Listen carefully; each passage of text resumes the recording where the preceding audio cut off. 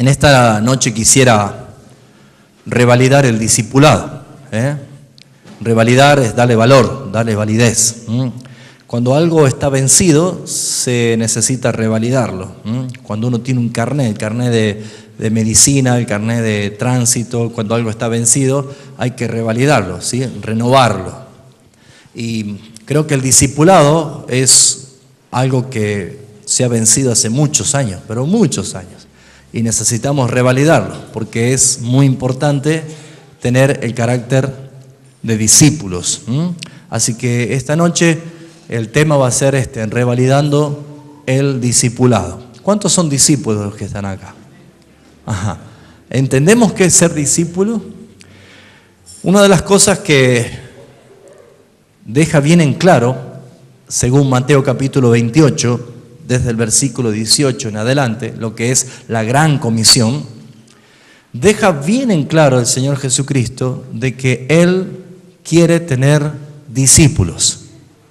Dice la Escritura, Mateo capítulo 28, versículo 18 al 20. Y Jesús se acercó y les habló diciendo: toda potestad me es dada en el cielo y en la tierra, por tanto, id y haced discípulos a todas las naciones, bautizándolos en el nombre del Padre y del Hijo y del Espíritu Santo, enseñándoles que guarden todas las cosas que os he mandado. He aquí, yo estoy con vosotros todos los días hasta el fin del mundo. Amén.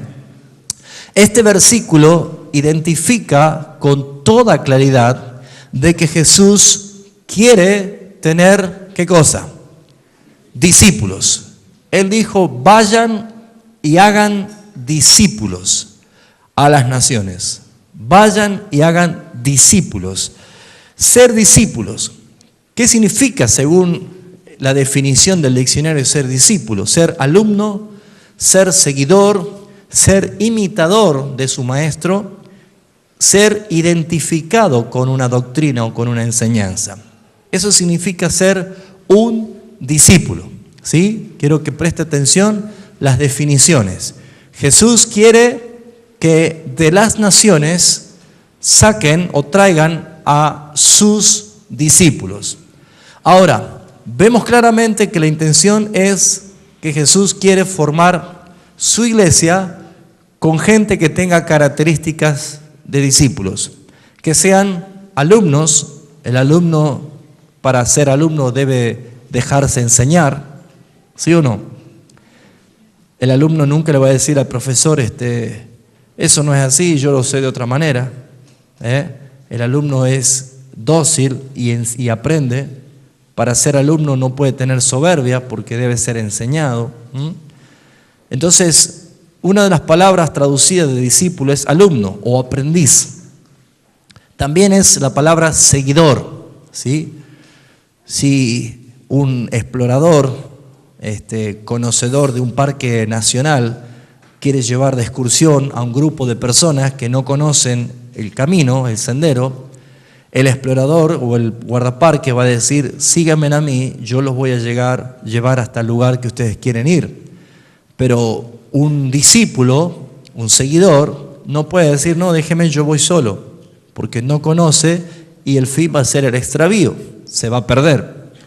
Por lo tanto, también encaja la palabra seguidor dentro de la traducción de discípulo. Jesús quiere gente que no tan solo aprenda de Él, sino también que le siga a Él. También es la palabra imitador, imitar a su maestro. Jesús mostró su ministerio dando ejemplo y mostrándose a sí mismo, y luego Él los mandó a sus discípulos para que hiciese lo mismo que Él. Entonces vemos nosotros de que también forma parte de poder imitar lo que nuestro Señor nos ha entregado. Y por supuesto, discípulo también significa identificarse con la enseñanza o con la doctrina de aquel maestro. Entonces, queda claro que Mateo capítulo 28, Jesús deja bien claro de su intención. Dijo, vayan y hagan discípulos a todas las naciones, bautizándolos en el nombre del Padre, del Hijo y del Espíritu Santo, enseñándoles que guarden todas las cosas que les he mandado. ¿Por qué esta enseñanza se llama revalidando el discipulado? Tomando el ejemplo del carnet vencido, que hay que revalidarlo, volverlo a poner en condiciones, una persona no se da cuenta de que integrando la iglesia de Jesucristo ha perdido el sentido de discípulo, ha perdido la orientación de discípulo. Y creo yo que es muy importante ver que Jesús tenía una intención muy clara, muy marcada, de que todos aquellos creyentes se transformen en discípulos. Creyentes son personas que creen, pero encontramos nosotros que ser discípulos es necesario ser seguidor, aprendiz, imitador e identificarse con la enseñanza de ese maestro. Ahora, qué importante ver que cuando Jesús dice vayan y hagan discípulos, está diciendo que ser discípulo significa aniquilar toda autosuficiencia. Un discípulo, para ser discípulo de Cristo, debe aniquilar toda autosuficiencia, porque ya no es más independiente, sino que es, ¿qué cosa? Dependiente de Jesucristo. Entonces también aniquila la independencia, también aniquila la autonomía. ¿Sabe lo que es la palabra autonomía? Son dos palabras griegas. Nomos es ley y auto es propio, ¿sí? Vivir por mis propias leyes. Entonces, un discípulo no es autónomo, no se mueve por sus propias leyes, por sus propias reglas. Un discípulo obedece y cumple lo que el Señor les ha mandado. ¿Vamos bien hasta acá? Son simplemente definiciones para que podamos entender. Ahora, también es el fin del individualismo. Un verdadero discípulo del Señor deja de ser un individuo que camina solo, sino que pasa a integrar o a formar un cuerpo, la iglesia. Entonces, no puede haber discípulos de Cristo en forma individual, en forma autónoma, en forma independiente, en forma autosuficiente. No existe esa clase de discípulos. Pero si ustedes ven los antónimos de cada palabra, son los que las características de muchos están integrando la iglesia hoy en Cristo. Viven con autosuficiencia, viven individualmente, no quieren sujetarse a un cuerpo y viven con sus propias reglas, con sus propias leyes, pero sin embargo dicen que son cristianos. Encontramos aquí que las mismas características de la manera de vivir de los creyentes, no todos los creyentes llegan a ser discípulos. ¿Qué se necesita para ser discípulos verdaderamente del Señor? Modificar o cambiar mi manera de pensar, cambiar mi carácter y cambiar mis emociones. ¿Sí o no? Para ser un discípulo, para ser un alumno, yo debo cambiar. Si yo hacía lo que quería en mi casa y voy a la escuela y de pronto me encuentro con reglas, seguramente tengo que tomar la decisión de comportarme bien o voy a tener serios problemas. Algunos no pudieron terminar sus colegios o la facultad por la indisciplina de su carácter. Entonces vemos nosotros de que cuando alguien se somete a alguien como alumno, necesita modificar, cambiar su manera de pensar, cambiar su carácter y cambiar sus emociones también. ¿Sí? ¿A cuántos de los estudiantes alguna vez le pusieron un 1? ¿3 nomás? ¿4? Yo pensaba que éramos más. Bueno, usted no puede ponerse a llorar delante del profesor porque le puso un 1, ni puede decir que el profesor es un malo. ¿Sí? Creo que deberemos ver si nosotros hemos estudiado para decir si realmente merecíamos o no esa nota. Pero por lo general, como ya lo dije otras veces, cuando uno se saca una mala nota, se excusa diciendo a todos nos ha puesto 1. Pero cuando alguien se saca un 10, dice, a mí solamente me puso un 10. Entonces vemos nosotros de que el carácter de discípulo tiene que variar de acuerdo a la situación. En Cristo Jesús, para ser discípulos, debemos entender que nosotros tenemos que agradar también a alguien. La Biblia también enseña que debemos agradar y agradar a Dios y presentarnos como obreros aprobados, que no tiene de qué avergonzarse. Tenemos que cambiar y modificar el carácter en cuanto a la responsabilidad, ¿sí o no? Porque cuando uno va a la escuela primaria, la mamá le hace la tarea. Por lo general sucede eso. Cuando va a la secundaria, ¿la mamá le hace la tarea? Y cuando va a la facultad, la mamá no le hace la tarea, me imagino, ¿no? A ver los de universitarios, no le hacen la tarea, ¿no? Bueno, fíjense ustedes que no sería normal que la mamá le haga la tarea al futuro doctor ya haciendo residencia, ¿no? No encaja esto. O sea que la etapa de poder ser ayudado es la etapa inicial, cuando uno necesita adquirir una preparación. Pero cuando uno va entrando ya en la disciplina de prepararse y de estudiar, necesita empezar a hacer las cosas solos.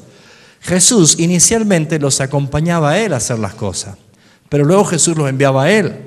Y luego Jesús dijo, bueno muchachos, yo me voy, siguen ustedes. Ya hace 2000 años que nosotros estamos aquí. Y Jesús ya se fue, ya cumplió su tarea, ya consumó todo, ya mostró todo lo que tenía que hacer. Y Jesús en 3 años y medio fue suficiente para trastornar el mundo entero y nosotros con 20 siglos todavía no lo podemos lograr. Estamos trastornando de otra manera. Entonces tendríamos que empezar a preguntarnos, ¿qué ha pasado?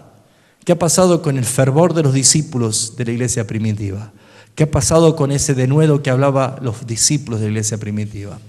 ¿Qué ha pasado con aquellos entusiastas discípulos que iban contentos cantando himnos para que los leones los comieran en el circo romano? ¿Qué ha pasado con esos mártires que le prendían fuego y en la hoguera ellos adoraban al Señor y cantaban himnos? ¿Dónde están hoy? Entonces, ¿qué nos damos cuenta? El carnet de discípulos se te ha vencido, hermano. Hoy no hay compromiso, hoy no hay emociones correctas, hoy no hay un gobierno, hoy no hay deseo de estudiar ni de aprender, hoy no hay carácter de alumnos, hoy no hay imitadores. Mejor dicho, hay imitadores, pero no de cosas buenas. Pero que nos damos cuenta que necesitamos revalidar el carácter de discípulos. Ahora, fíjese qué importante esto, y esto me llevaba a pensar. Jesús dice de qué manera alguien puede llegar a ser discípulo. ¿Cómo dice que un creyente puede ser discípulo? Lo acabamos de leer. ¿Nadie se le ocurre cómo puede alguien llegar a ser discípulo? Muy bien, le doy una ayuda. ¿Guardando? No. ¿Aprendiendo? No. ¿Ve que no lo registran? Y está ahí, ¿no? Dice, tampoco obedeciendo.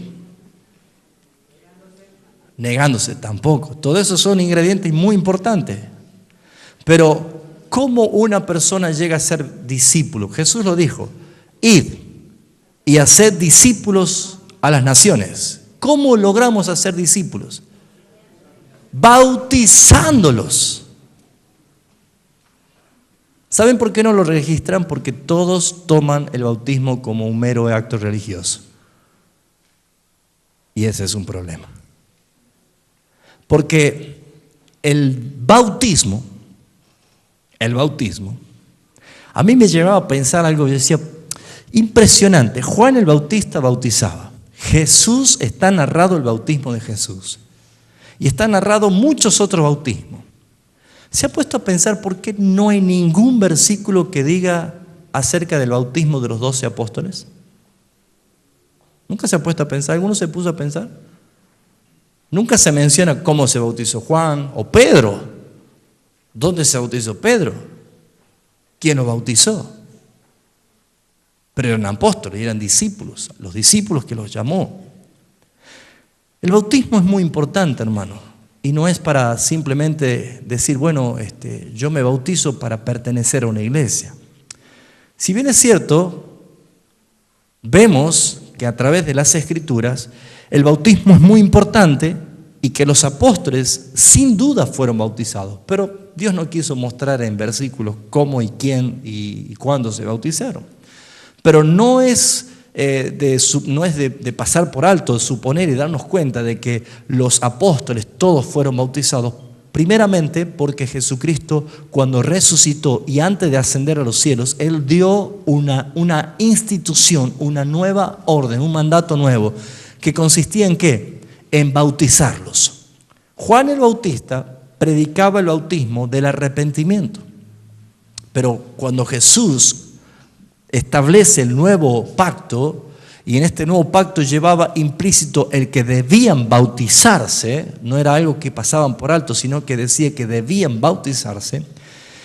Según la Escritura, me puse a anotar los versículos, el bautismo, según Hechos 2:38, no lo busquen, solamente anoten, Hechos 2:38 y 22:16, el bautismo servía para perdón de pecados. Pedro le dijo, arrepentíos y bautícesen para perdón de pecado. El bautismo servía para ser salvos de la ira venidera. Eso dice Marcos 16:16, 1 Pedro 3:21, para ser libres de la ira venidera. También el bautismo sirve para identificarse con la semejanza de la muerte y la resurrección de Jesucristo. Esto lo dice Pablo en Romanos 6, 3 y 4 y Colosenses 2:12. También sirve el bautismo para ser añadido al cuerpo de Cristo, conforme a Hechos 2:41 y 47, y Efesios 1, 22 y 23, y Gálatas 3:27. O sea que hay bases bíblicas que para qué sirve el bautismo. Y por supuesto también el bautismo sirve para recibir el don del Espíritu Santo. Hechos 2:38, Hechos 5:32 y 1 Corintios 6, 19 al 20. Estas son evidencias de que el bautismo es necesario y por eso es que podemos decir, los apóstoles no pueden no haberse bautizado, puesto que a ellos se les ha encomendado esto y esto es una etapa importante para el nacimiento de la iglesia. Los apóstoles fueron libres de sus pecados, los apóstoles son salvos de la ira venidera porque Jesús les dice, ¿se acuerda cuando aquel hombre rico decía, ¿y qué más tengo que hacer para heredar la vida eterna?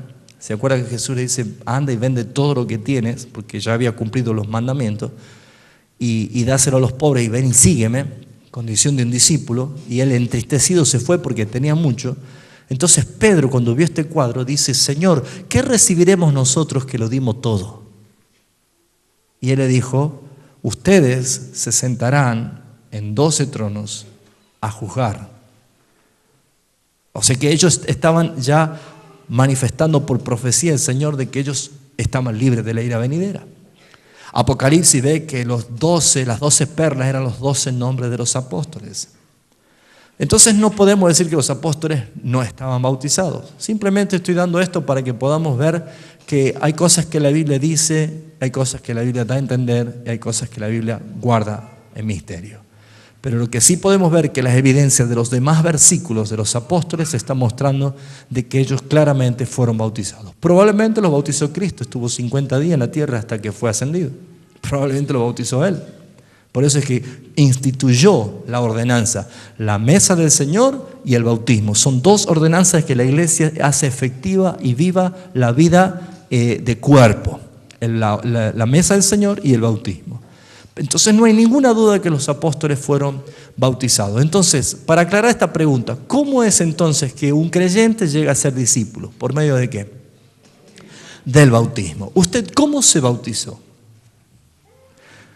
¿Se bautizó entendiendo? ¿Se bautizó bien? ¿No sabe si se bautizó? ¿Aún no se bautizó?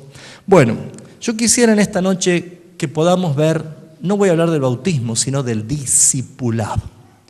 Y quiero mostrarle la necesidad de revalidar, de renovar en usted, hermano, el carácter de verdaderos discípulos.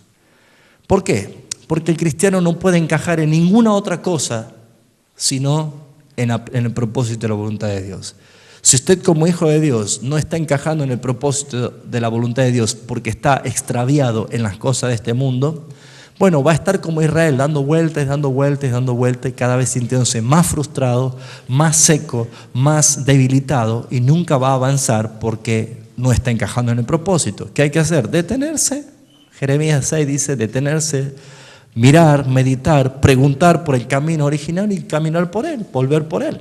Eso es lo que una persona debe hacer cuando sabe que está perdiendo el tiempo en su vida.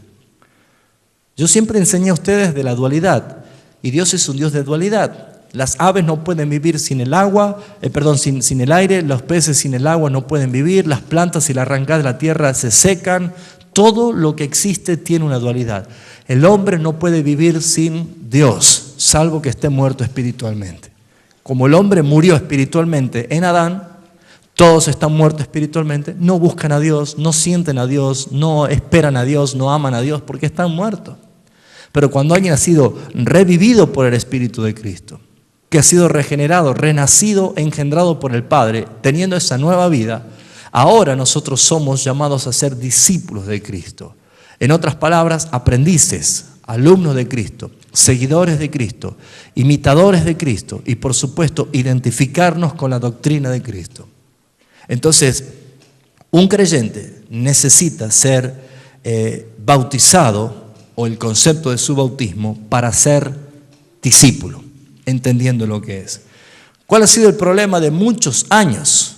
Que la gente se ha bautizado como un ritual y al bautizarse como un ritual se ha olvidado muy rápido de Cristo. Es más, muchos se han bautizado para pertenecer a una iglesia.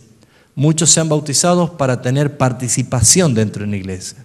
Otros se han bautizado porque el pastor no los iba a casar si no estaban bautizados, entonces había que casarse para bautizarse.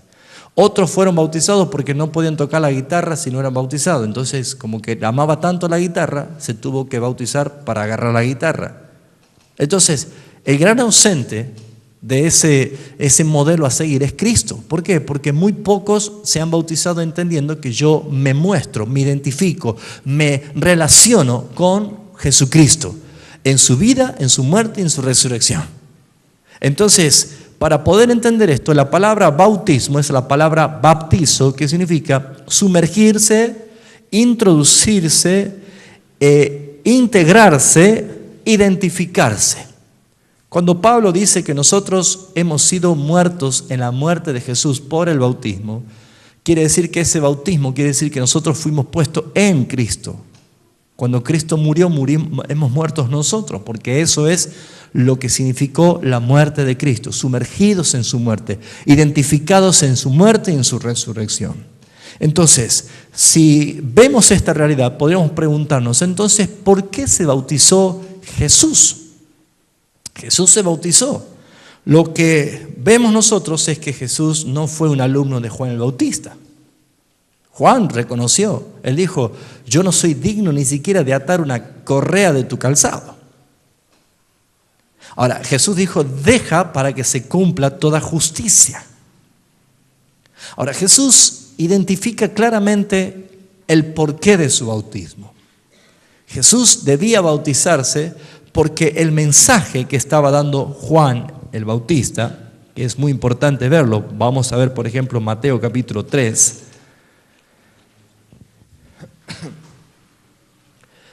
si bien es cierto era muy popular lo que estaba haciendo Juan el Bautista, Mateo capítulo 3 dice, en aquellos días vino Juan el Bautista predicando en el desierto de Judea. ¿Dónde predicaba Juan? En el desierto. Juan no entraba a la ciudad. Juan no tenía ningún roce social. Él fue formado y creado en el desierto. Comía langostas y miel silvestre, se vestía de pelos de cabra. Juan era en característica un carácter muy antisocial. Él no quería tener ningún tipo de trato con nada de la sociedad.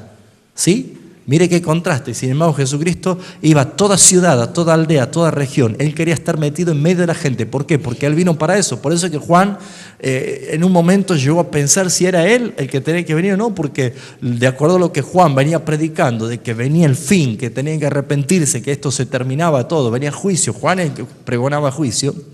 Jesús en su ministerio mostraba otra cosa, un hombre compasivo que se compadecía de muchos, que los sanaba, que los liberaba, que había fiesta en cada lugar donde iba. Entonces Juan se rascaba la cabeza y decía, pero no es lo mismo que yo estaba haciendo. ¿Lo ven al contraste entre Juan el Bautista y Jesucristo? Jesús en la tierra, su ministerio no tiene nada que ver con el ministerio de Juan. Pero sin embargo Jesús dijo, no hubo ni habrá profeta como Juan. Juan el Bautista para Jesús era el profeta más grande que hubo en la tierra, ni habrá más que Juan. ¿Me entiende?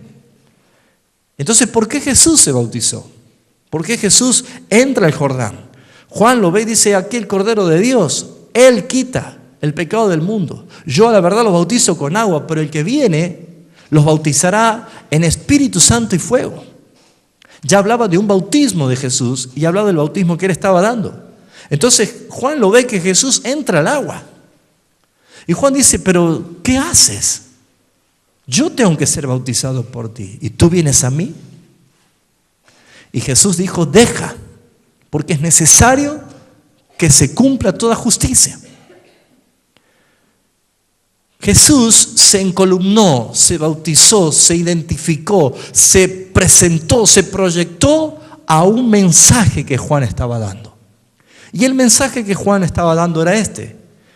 Dice el versículo 2, y diciendo, arrepentíos porque el reino de los cielos se ha acercado. Aquí vemos por qué Jesús cumple la justicia de quién o de qué, del reino. Él venía a establecer un reino. Y por eso es que Él se bautiza, porque Él dice, yo me identifico con lo que Juan está anunciando.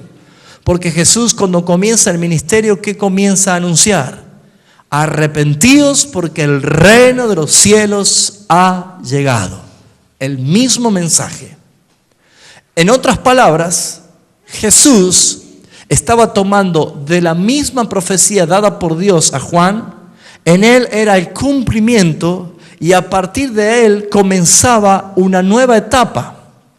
Y esa etapa se identifica entre aquellos que son creyentes bautizándose en el bautismo de Jesucristo, que es en el nombre del Padre, del Hijo y del Espíritu Santo, como Él lo ha establecido y lo ha instituido. La persona que se bautiza no porque quiere pertenecer a la iglesia, porque quiere casarse o porque quiere tener un ministerio, sino porque se identifica en la vida de Cristo, imito lo que Cristo hizo.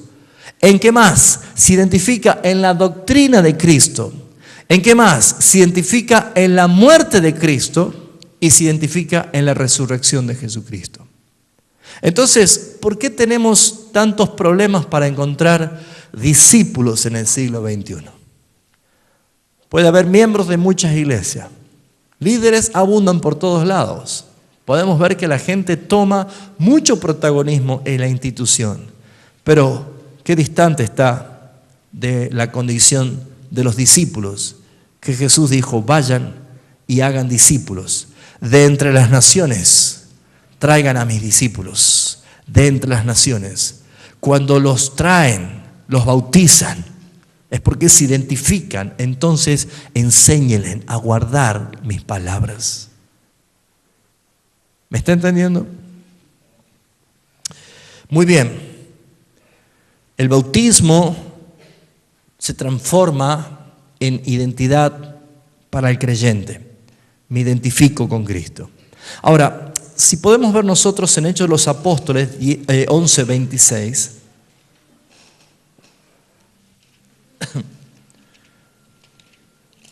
Hechos de los Apóstoles 11:26.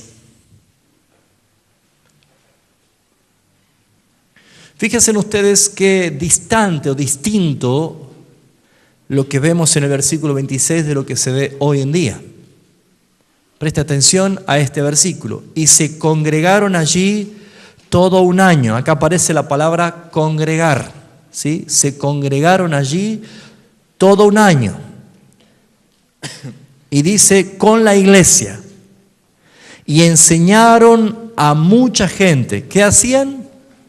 Enseñaban. ¿Se congregaban para qué? Para aprender. ¿Para qué se congrega usted? ¿Para qué más? Para aprender, para adorar a Dios. Es una necesidad. Fíjense ustedes que la Biblia muestra que se congregaron allí todo un año con la iglesia y enseñaron a mucha gente, y a los discípulos se les llamó cristianos por primera vez en Antioquía. Porque significaba que eran tan imitadores de Cristo, seguían tanto las reglas de Cristo, la doctrina de Cristo, aprendían tanto de todo lo que los apóstoles enseñaban acerca de Cristo, que en forma de broma sarcástica le llamaron cristianos. La gente le llamó cristiano. Para nosotros es un privilegio, por lo menos hoy en día, yo saber o decir que soy un cristiano, me da placer y orgullo saber que yo hago de acuerdo a la doctrina de Cristo. Pero me pregunto, ¿todos los que dicen que son cristianos se identifican con el mensaje de Cristo? ¿Con la doctrina de Cristo? ¿Se identifican con la manera de vivir de Cristo? ¿Imitan a Cristo? Este es el punto en que quiero resaltar porque es necesario validar el discipulado. Hay un carnet de discípulos de muchos que está vencido hace mucho tiempo. Por eso es que un discípulo no pierde de vista a su maestro. El discípulo sigue los pasos de su maestro. El discípulo obedece las direcciones y las órdenes de su maestro. El discípulo aprende y guarda las enseñanzas de su maestro. El discípulo no es independiente, el discípulo no es autónomo, el discípulo no es autosuficiente, el discípulo es dependiente de su maestro. Y sin embargo vemos nosotros hoy en día que hay un atentado permanente contra la verdadera iglesia de Cristo, que es confundir. Babilonia te lleva a ser individual. Babilonia te lleva a ser autosuficiente con la misma soberbia que tenía su rey, Nabucodonosor.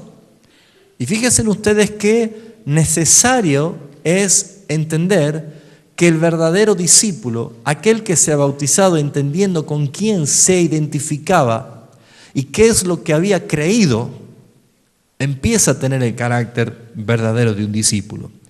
Entonces, ¿qué podemos ver nosotros? Que la congregación comienza a identificarse como cristianos cuando su andar, su proceder, habla de Cristo. Y esto es muy importante, que se enseñe a Cristo. Tenemos una gran carga, los hermanos predicadores y pastores de esta congregación, de enseñarles a ustedes acerca de Cristo, porque es nuestro modelo. Pero si bien es cierto, debemos nosotros crecer con un espíritu de seguidores, de alumnos, de estar siempre atrapando la verdad y glorificando al Señor. Si bien es cierto, Jesús dijo, ya no os llamaré discípulos, sino amigos, porque ustedes han recibido todo lo que yo les he dado y ustedes me conocen. Ese nivel de ser amigo de Cristo, creo yo que nosotros vamos a alcanzarlo cuando alcancemos madurez espiritual. Pero mientras haya ignorancia acerca de Cristo, mientras haya ignorancia y no haya interés por las cosas del Señor, el problema siempre va a estar. ¿Sí o no? ¿Cuántos años son por lo general en una carrera de facultad? ¿5, 6, hasta 7 años lo normal sería, más o menos? Hasta 7 años lo normal, ¿sí? ¿Por qué un alumno puede estar 18 años en la facultad? Debe ser porque son muy malos los maestros, ¿no es cierto? ¿Por qué creen ustedes? Reprueba las materias. ¿Por qué puede reprobar una materia un alumno que sabe lo que está haciendo? Porque una cosa, un chico, un adolescente, un chico que no tiene compromiso, que está en esa edad de que, bueno, todavía es niño y quiere ser grande y lo que menos le interesa es estudiar. Algunos sí, otros no. Pero, ¿por qué causa puede ser que una persona mayor que está en facultad y que sabe lo que hace, puede estar tantos años en una facultad? Ahí está. No toma en serio lo que hace. ¿Qué más? No estudia. No tiene madurez.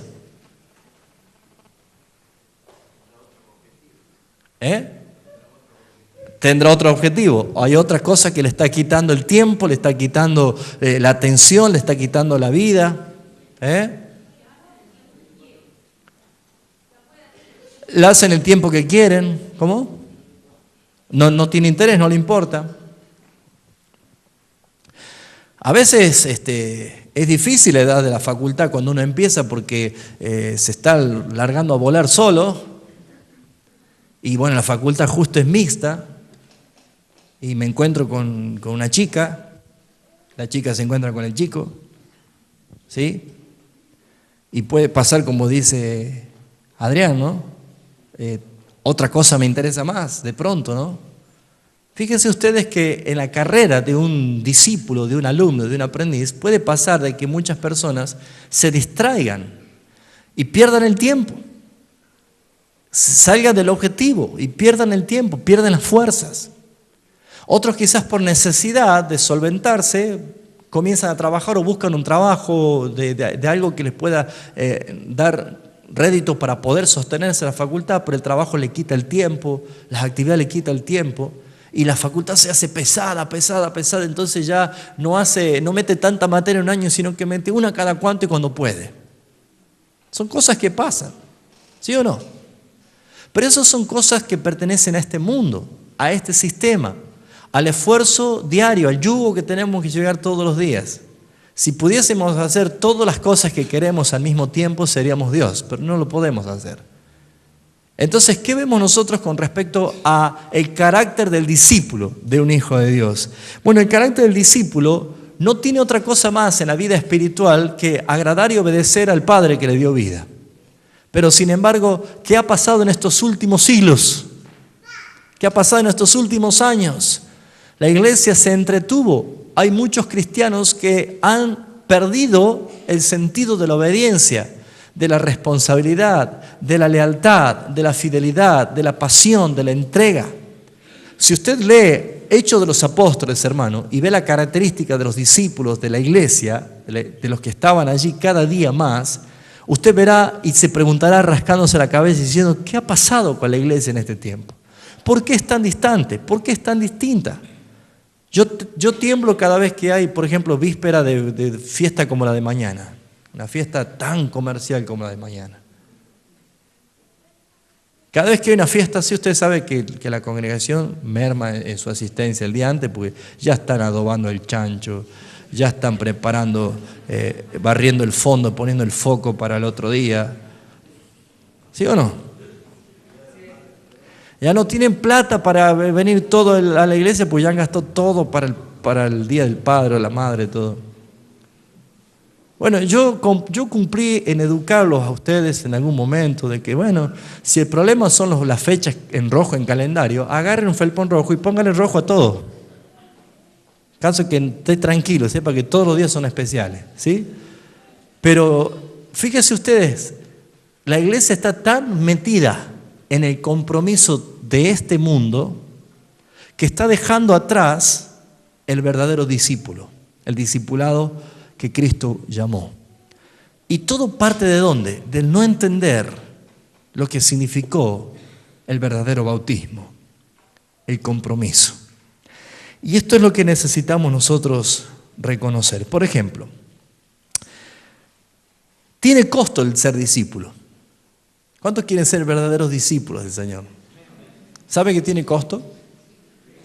Ahora, la Biblia habla de costo. Y si está en la Biblia, yo le creo y yo debo obedecer, porque está en la palabra. Pero vamos a ver rapidísimo lo que nos queda de esta enseñanza, como para que meditemos y pensemos si tenemos que cambiar en algunas cosas. Yo cuando hablo en tenemos, en plural, usted aplíquelo en lo singular, ¿sí? A ver si usted tiene que cambiar algo, usted tiene que mejorar cosas en su vida. Muy bien, Lucas capítulo 14, dice el versículo 25, acerca del costo, ese costo que necesitamos conocer.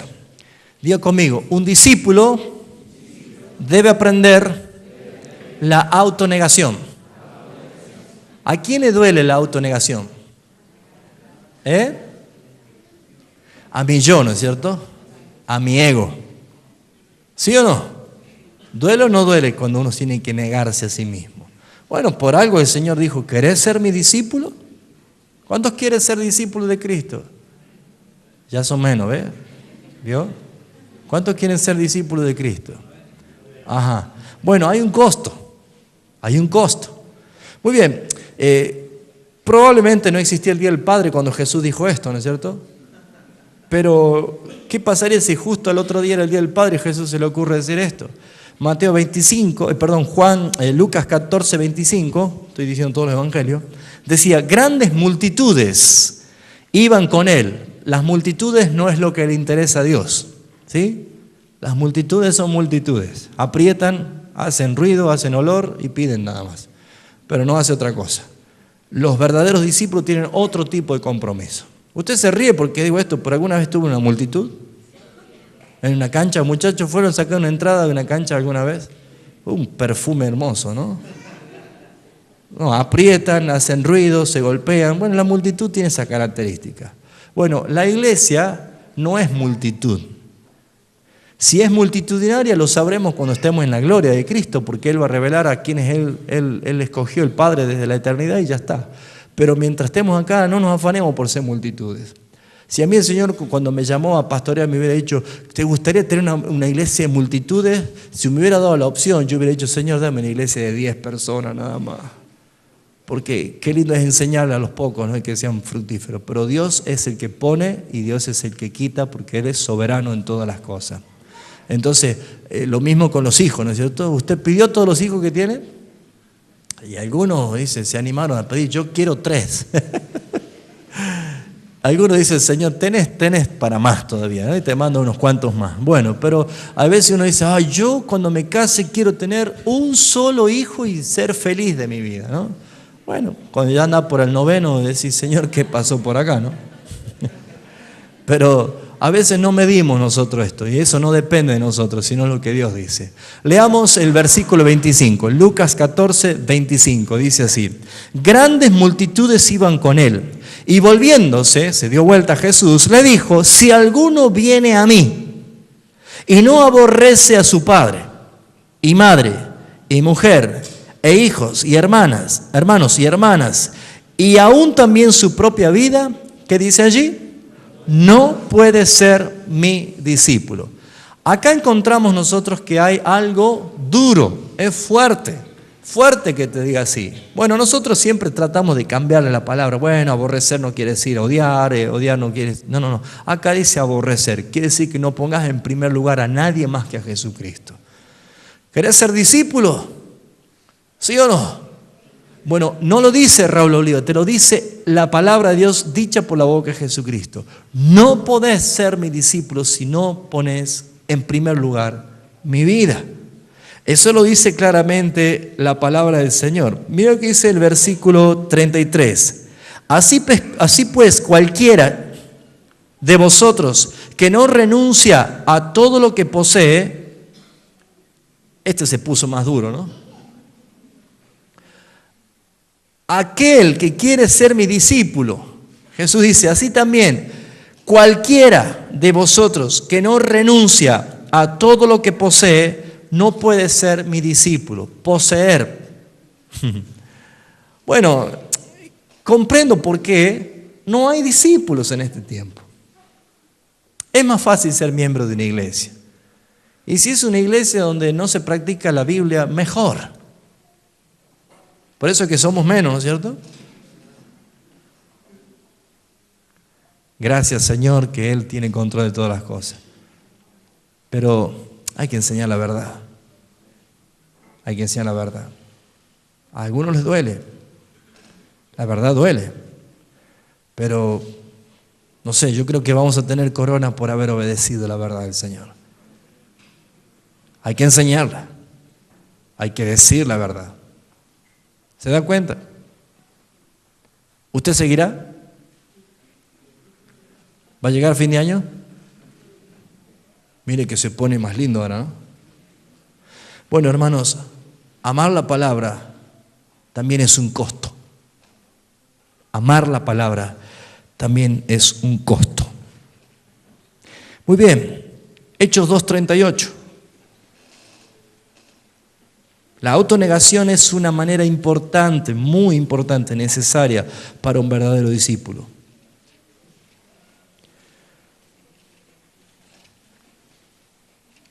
Hechos 2:38 dice: Pedro les dijo: arrepentíos y bautícese cada uno de vosotros en el nombre de Jesús, de Jesucristo, para perdón de los pecados, y recibiréis el don del Espíritu Santo. Muy bien, arrepentirse es para un quebrantado. Un soberbio jamás se va a arrepentir. El que está quebrantado en verdad se arrepiente. Y es otra de la práctica olvidada en este siglo XXI. No se habla del arrepentimiento, no se predica del arrepentimiento.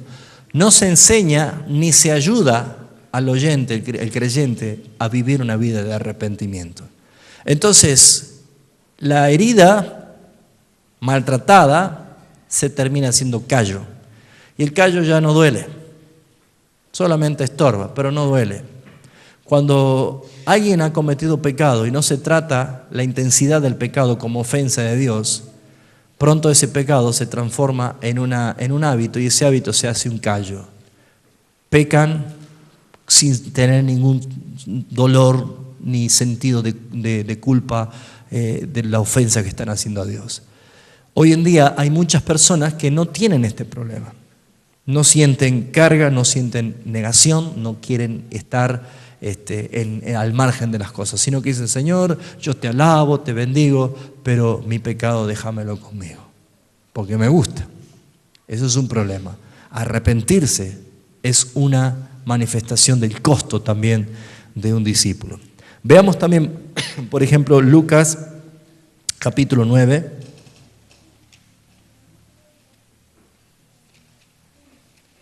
Lucas capítulo 9. Y vamos a ver el versículo 57. El subtítulo dice: los que querían seguir a Jesús. Me pregunto yo, ¿qué hubiese pasado si Jesús comienza otra vez a caminar las tierras, nuestras ciudades? Creo que todos nosotros quisiéramos seguirles, pero ¿qué tipo de seguidores acepta el Señor? ¿Qué tipo de seguidores Él busca que le sigan? Yendo ellos, uno le dijo en el camino: Señor, te seguiré a donde quiera que vayas. Eso es muy conocido para nosotros los pastores, escuchar a muchos que dicen así. Pero él le dijo: las zorras tienen guaridas y las aves de los cielos nidos, mas el Hijo del Hombre no tiene dónde recostar su cabeza. Habla de una incomodidad. Ser discípulo del Señor también te habla de incomodidad. Estoy a veces aprendiendo a llevar conmigo los viajes a hermanos para que sean formados y para que aprendan también como lo aprendí yo, pero también para que vean que no es cierto que yo voy a hoteles lujosos, hermano. A veces sería lindo, pero no voy a hoteles lujosos. Muchas veces me ha tocado dormir en colchones inflables en el suelo y para mí ha sido un gusto. Porque a veces necesitamos también conocer el costo de ser seguidor de Cristo y de enseñar las cosas. Y esto para todos nosotros debe ser una enseñanza, para todos nosotros. Porque, ¿qué se enseña hoy? De que como un hijo de Dios, como un heredero del reino, te mereces todos los lujos, el confort, hoteles 5 estrellas donde viajes, y no es así, hermano. No es así. Yo he visto incluso a los ancianos de la iglesia que me acompañaron dormir en lugares que dimos gracias al Señor por el lugar que nos dio, pero no era nada cómodo. ¿Por qué? Porque lleva costo, hermanos. Y yo sé que si nosotros lo hacemos por amor, lo hacemos porque es para Jesucristo y no es para el hombre. ¿Me entiende? Entonces deberíamos nosotros empezar a discernir todas las cosas. El que quiera seguirme debe saber, dice el Señor, que las guaridas de las aves, de los zorros, ellos tienen guaridas, pero el Hijo del Hombre no tiene dónde recostar cabeza. Y esto sucede muchas veces. Esto sucede muchas veces. Y aún nosotros ni siquiera pasamos lo que pasan otros hermanos en el mundo que padecen verdadera persecución, hambre y frío. Nosotros estamos dándole gracias a Dios por su providencia. Hermanos, ser discípulo de Cristo lleva el costo de que es posible de que todo esto pase, pero es para la gloria del Señor. Amén. Muy bien, mira lo que dice después. 59. Y dijo a otro: sígueme. Y él le dijo, Señor, deja primero que vaya y entierre a mi padre. Jesús le dijo, deja que los muertos entierren a los muertos y tú ve y anuncia, ¿qué cosa? El reino de Dios. Jesús no había cambiado su doctrina, su mensaje. Entonces también dijo a otro, te seguiré, Señor, pero deja que me despida primero de los de mi casa. Y Jesús le dijo, ninguno que poniendo la mano en el arado y mira hacia atrás es apto para el reino de Dios. Encontramos, hermanos, en la Biblia. Por eso es que la iglesia primitiva estaba tan derechita en el régimen de ser discípulo del Señor. Ellos sabían que se iban a ser expuestos a persecución, sabían. Por eso cuando estaban perseguidos y ellos se juntaron a orar, no decían, Señor, ¿por qué nos has desamparado? Danos por favor una cueva que nos metamos. No, ellos decían, Señor, nos sentimos por dignos de ser perseguidos por tu causa y tu nombre. Señor, concédenos más fuerza, más denuedo para que vamos con más ganas a predicar. ¿Se da cuenta? Sin embargo, hoy es todo al revés. Revalidar el carnet de discípulo, hermano. Hay que entender que ser discípulo de Cristo no ha cambiado con el tiempo, que el costo es el mismo. ¿Por qué? Porque su palabra no ha cambiado. Esta es la misma palabra que fortaleció a los primeros cristianos, es la misma palabra que los mártires del primer siglo y los mártires de la iglesia temprana han estado sosteniendo con todo su fervor. Y sin embargo pareciera que esto se ha olvidado. Ya no hay discípulos. Es necesario revalidar el carácter de discípulos, hermanos. Muy bien, Cristo debe ser antes que todas las cosas, antes que nosotros mismos, antes que mis necesidades. Pero quiero ir concluyendo con la responsabilidad. Un discípulo es comprometido y consagrado al Señor. Esa es la característica fiel de un discípulo de Cristo. Dijimos que ser discípulo es ser un alumno, un aprendiz, un seguidor, un imitador, una persona que se identifica con una doctrina, con una palabra. Bueno, nosotros hemos sido llamados a seguir al Señor. Pero ¿saben? Tenemos nosotros un serio problema. No está Cristo aquí con nosotros, no lo vemos. Entonces, Cristo ha constituido para su iglesia 5 ministerios.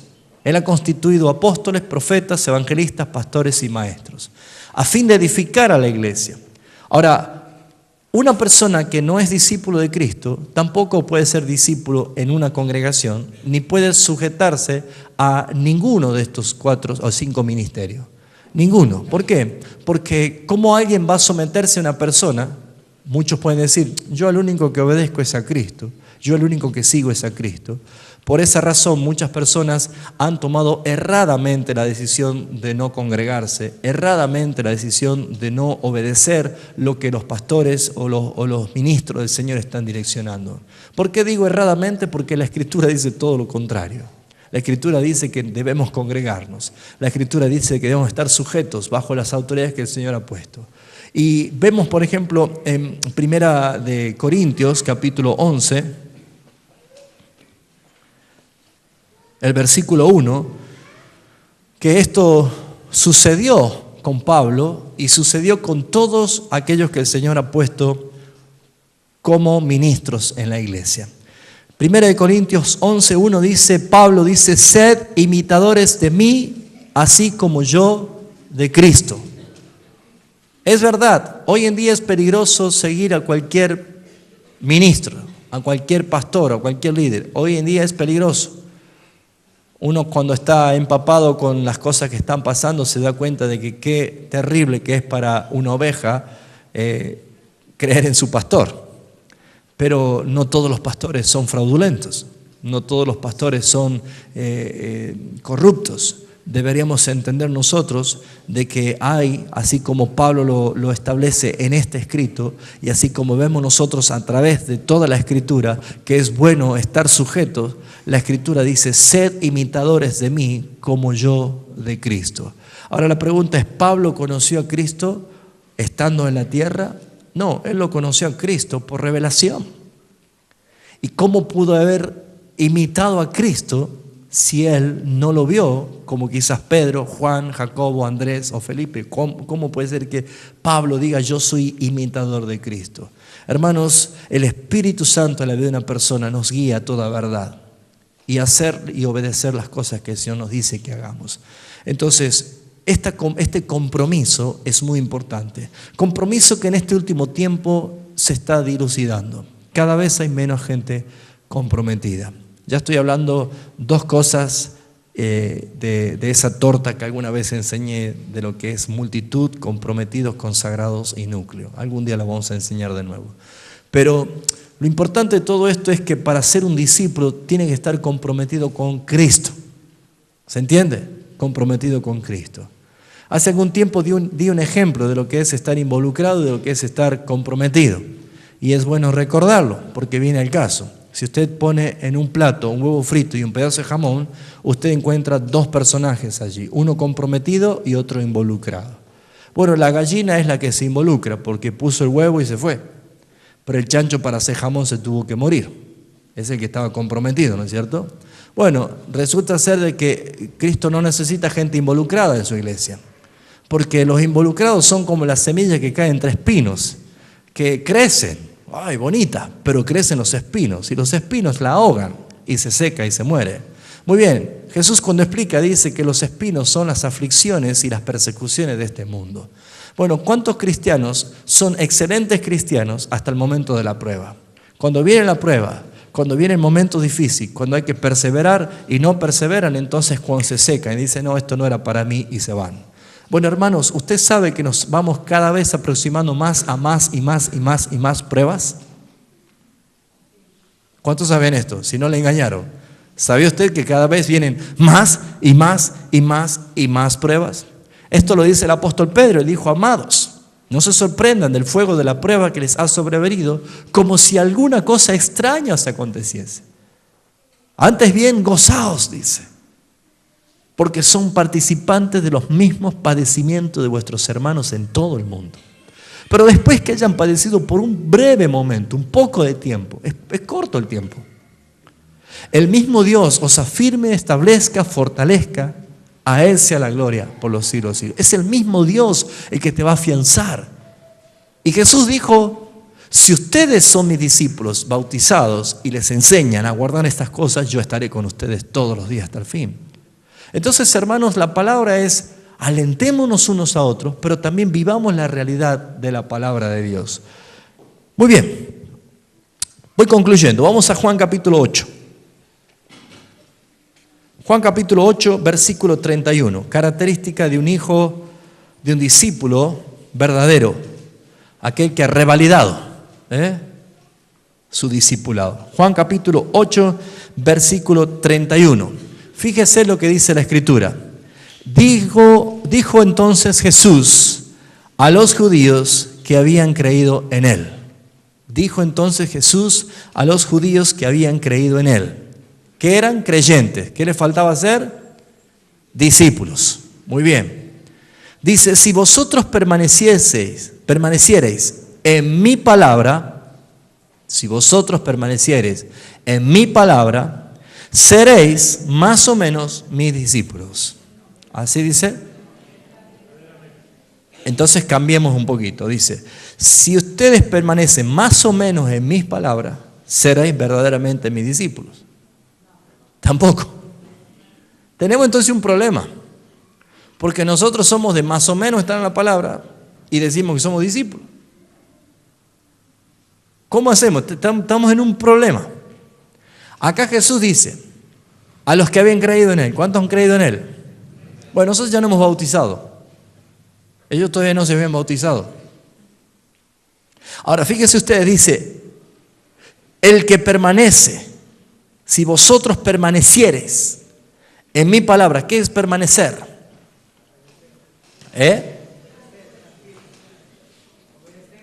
Obedecer, estar firme. ¿Qué es permanecer? Ligado a Él permanentemente. Quedarse en el lugar. ¿Seguir o quedarse? ¿Cómo es el tema? Pónganse de acuerdo ustedes. Uno dice seguir, otro dice quedarse en el lugar. ¿Qué es permanecer? Que cuando te decía tu papá, decía, permanece aquí. Es inamovible. Si alguien es inamovible en la palabra de Dios, si alguien no se va ni a derecha ni a izquierda, en la palabra de Dios, se queda allí. Eso es permanecer, estar en, no moverse.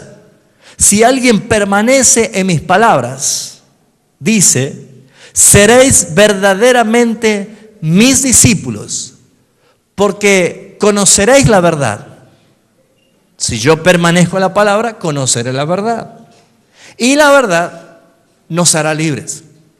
Pero ¿cuál es la palabra clave? Permanecer. Yo quiero ser un verdadero discípulo libre que conoce la verdad. ¿Qué necesito? Permanecer en la palabra. Permanecer en su palabra. Si yo soy un discípulo de Cristo, yo me identifico con Cristo, me identifico en su muerte, en su resurrección, también en su doctrina, en su palabra. ¿Y qué estamos haciendo en todo este último tiempo, hermano? Estamos enseñándoles la doctrina de Cristo, enseñándoles la doctrina bíblica, porque ya estamos cansados de fábulas, ya estamos cansados de cuentos de vieja, como decía Pablo a Timoteo, cuentos de vieja. Ya estamos cansados de cosas que no llevan a ningún lado. Entonces, lo que recibe la palabra, lo que atesora la palabra, los que verdaderamente son discípulos, son porque siguen sus enseñanzas, siguen la verdad, siguen el consejo de Cristo, permanecen firmes. Cuando uno está firme en la palabra, conoce la verdad. Amén. Muy bien. Terminamos. Juan capítulo 13, versículo 34.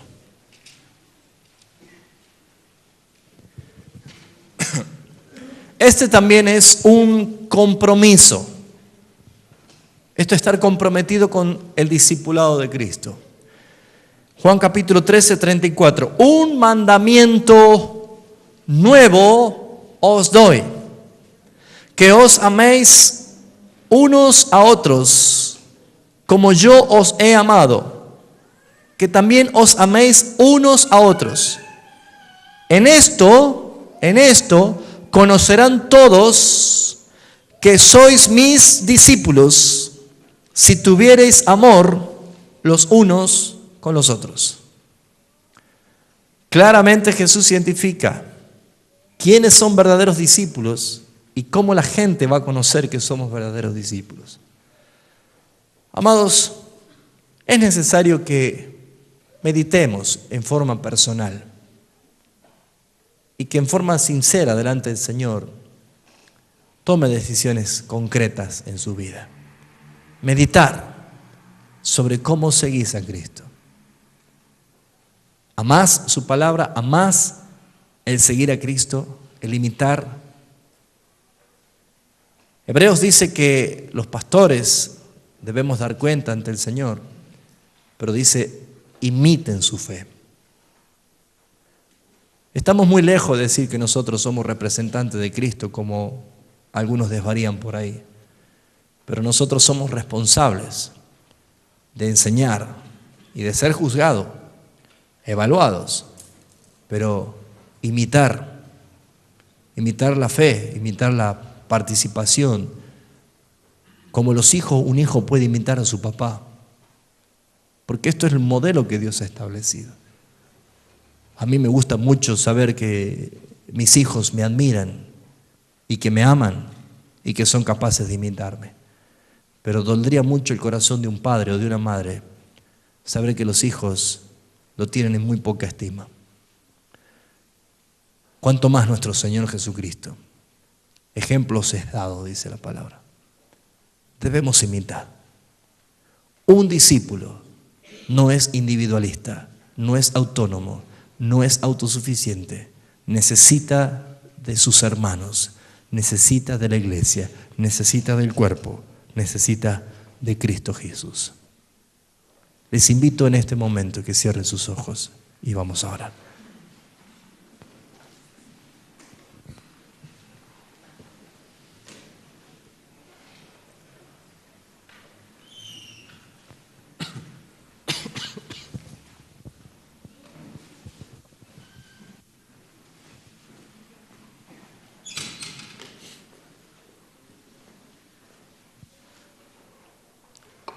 Nosotros necesitamos entender que la misión sacerdotal de la iglesia es cumplir debidamente el oficio sacerdotal que el Señor nos ha dado.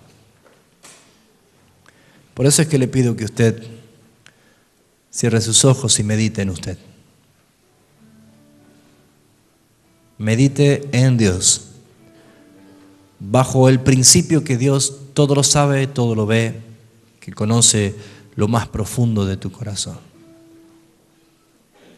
Por eso, hermanos, que te invito a que puedas meditar.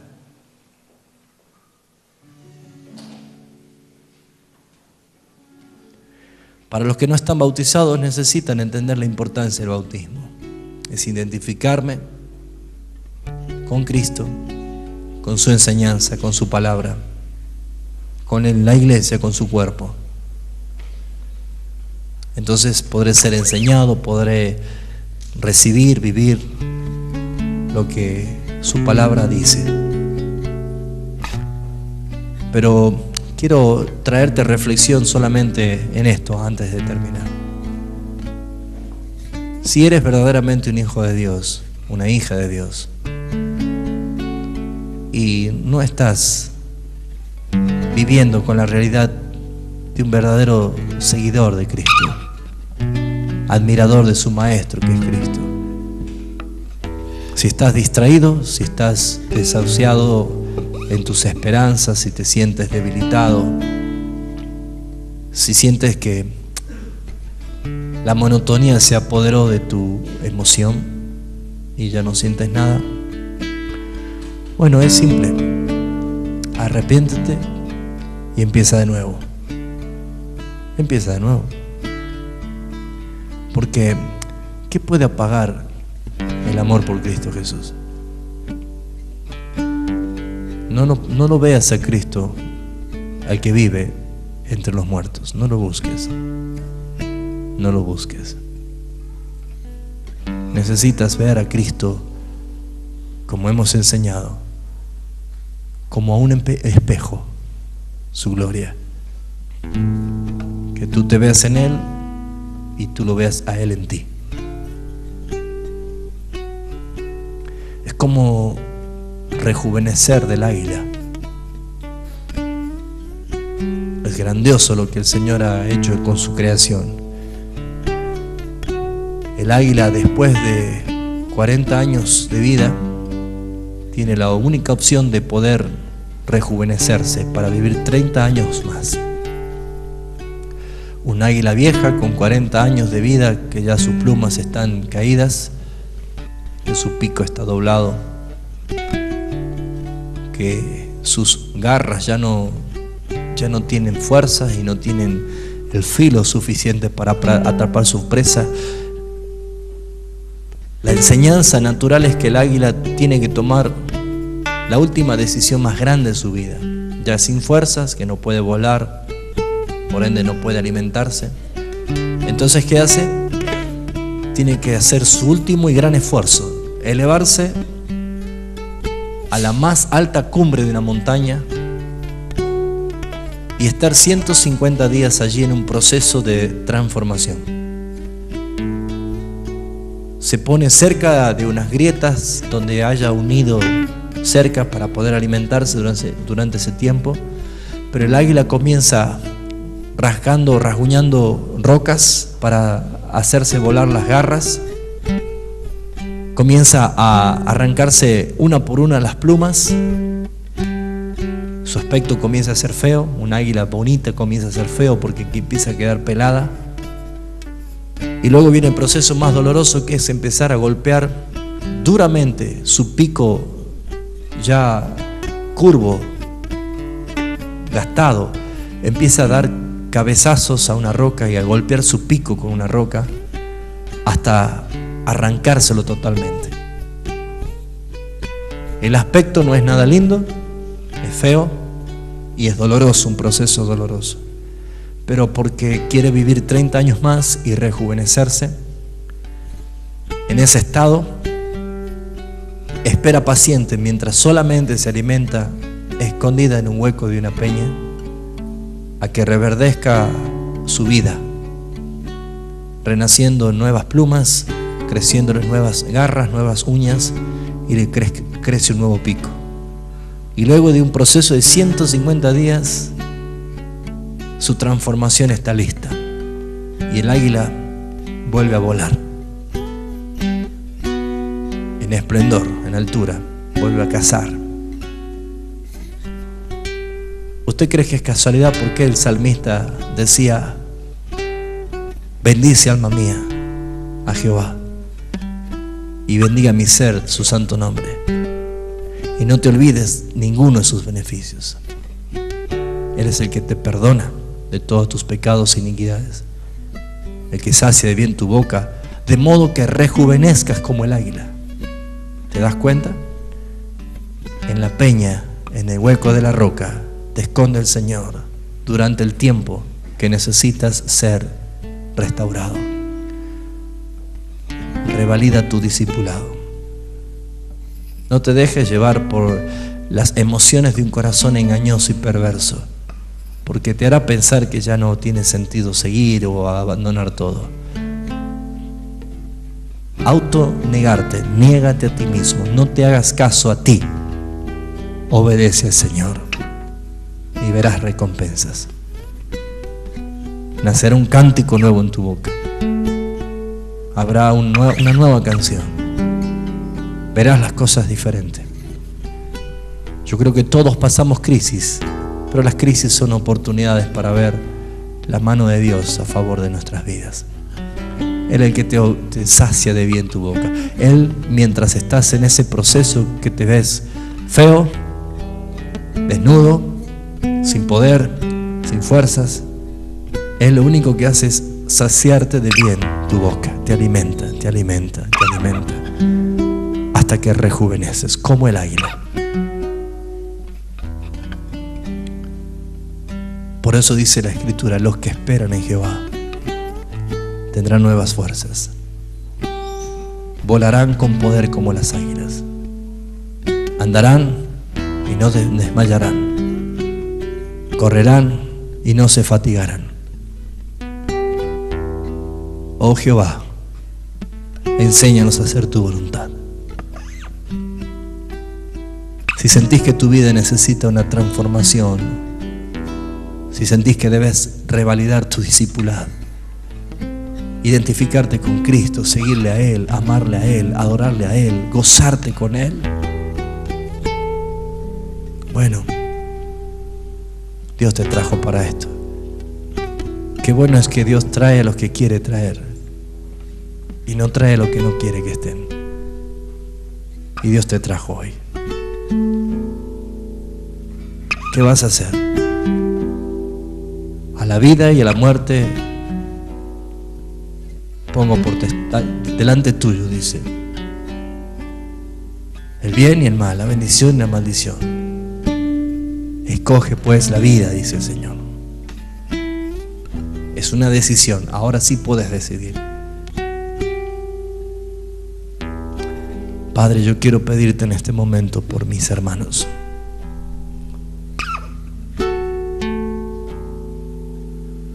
Tú conoces su corazón, conoces cada uno de nuestros corazones y pensamientos. Pero Padre, si mis hermanos están pasando momentos de sequía, de soledad, despiértalos, levántalos. Muéstrale que tú eres el motivo, Señor, el motivo del vivir. Muéstrale, Señor, que sin ti nada podemos hacer, y nada somos, y nada tenemos en este mundo. Por eso es que negarnos a nosotros mismos, dejar de lado todo lo que poseemos para seguirte a ti, carácter de un discípulo verdadero, es porque allí nos espera una patria celestial, la gloria eterna. Y nadie entra a la tierra prometida con cosas de Egipto. En la tierra prometida se descubren los tesoros que hay escondidos allí. Y tú nos hiciste herederos de esa nueva tierra. Por eso, Padre Celestial, escucha la oración de mis hermanos, de los que te claman a ti. y te dicen: Padre, revalida mi discipulado. Quiero empezar de nuevo.